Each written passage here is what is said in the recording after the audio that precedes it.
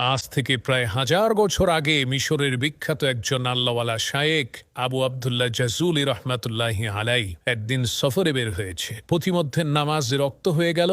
এখন ওযু করার জন্য তো পানির প্রয়োজন। পানি যদি না পাওয়া যায় তাহলে তায়াম্মুম করার বিধান আছে, কিন্তু প্রথমে পানি তো খুঁজতে হবে। তো আবু আবদুল্লাহ জাজুলি রহমাতুল্লাহি আলাই তিনি পানি খুঁজতে আরম্ভ করলেন। খুঁজতে খুঁজতে তিনি একটা কূপ পেলেন। সেই কূপের মধ্যে চেয়ে দেখলেন কূপের নিচে টলটলা পরিষ্কার পানি আছে, কিন্তু দুঃখের বিষয় সেই কূপের আশেপাশে কোনো বালতি নেই। তখন আবু আবদুল্লাহ জাজুলি দেখতে পান ওই কুয়া থেকে একটু দূরেই একটা ঘর রয়েছে, আর সেই ঘরের ছাদের উপরে ছোট একটা বাচ্চা মেয়ে খেলা করছে। তখন তিনি ওই বাচ্চা মেয়েকে ডেকে বললেন, মাগো, নামাজে রক্ত হয়ে গেছে, আমি একটু উজু করে নামাজ পড়ব।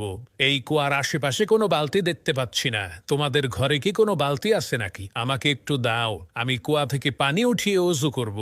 তখন সেই মেয়ে জিজ্ঞেস করল, মানে আনতা ইয়ুহাল মুসাফির, হে পথিক, আপনি কে, আপনার পরিচয় কি? তখন তিনি পরিচয় দিয়ে বললেন, আমি হচ্ছি আবু আবদুল্লাহ জাজুলি। মেয়েটি তখন বলল, হায় আফসোস, আপনি হচ্ছেন আরবের সবচাইতে নাম করা বিখ্যাত শায়েখ।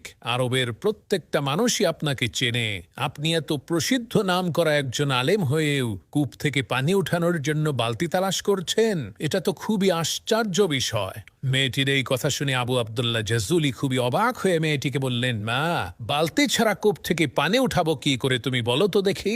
এই কথা শুনে মেয়েটি ওই কূপের মধ্যে থুতু মেরে দিল, আর সাথে সাথে আল্লাহ তাআলার কুদরতে ওই কূপের পানি উতলে উপরের দিকে উঠা শুরু করে দিল।